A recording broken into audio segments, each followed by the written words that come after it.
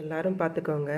வாழ்க்கையில் எல்லாமே ஒரு சிலவங்க பொறாமைப்படுவாங்க. இவங்க எப்படி வளர்ந்தாங்க, இவங்க எப்படி வளர்ந்தாங்க, இவங்க எப்படி வளர்ந்தாங்க, இவங்கள்ட்ட எப்படி பணம் சேர்ந்துச்சு, இவங்க யாரையா ஏமாத்துனாங்களா, கொள்ளடிச்சாங்களா, என்ன பண்ணாங்க அப்படின்ற மாதிரி இவங்க எல்லாருக்கும் ஒரு சிலவங்களுக்கெல்லாம் நம்மளுடைய வளர்ச்சியை பார்த்து ஒரு கேள்வியாகவே இருக்கும். அந்த கேள்வியை நம்ம நிவர்த்தி செய்யணும்னா அதெல்லாம் நம்ம கண்டுக்கவே கூடாது. நம்மளுடைய ஓட்டத்தை ஓடிட்டே தான் இருக்கணும். ஓடிக்கிட்டே இருங்க. நம்ம யாருக்காக ஓடுறோம்?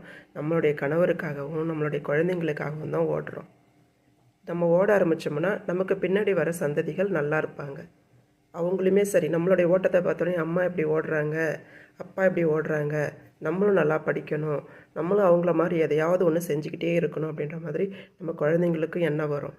அதனால் எப்போவுமே சரி, நம்ம ஒரு தாய்மாராக இருந்தாலும் சரி, ஒரு தகப்பன்மாராக இருந்தாலும் சரி, நம்மளுடைய ஓட்டத்தை நிறுத்திடாதீங்க. ஒரு உடம்பு சரியில்லையா, அன்னைக்கு ரெஸ்ட் எடுத்துக்கோங்க. ஆனால் மறுநாள் அந்த ரெஸ்ட் எடுத்ததுக்கான நம்ம ஈவன் பண்ண கற்றுக்கிட்டோன்னு வச்சுக்கோங்க. நம்ம அந்த குழந்தைங்க பார்க்கும்பொழுது, நம்மளுடைய குழந்தைங்க பார்க்கும்போது அப்பாவும் அம்மாவும் பாரு எப்படிலாம் நேற்றுக்கு படுத்து கிடந்தாங்க, இன்றைக்கி எடுத்து எவ்வளோ ஸ்பீடாக ஓடுறாங்க பாரு, நம்மளும் அந்த மாதிரி இருக்கணுன்ற ஒரு மோட்டிவேஷனோடு இருப்பாங்க அவங்க.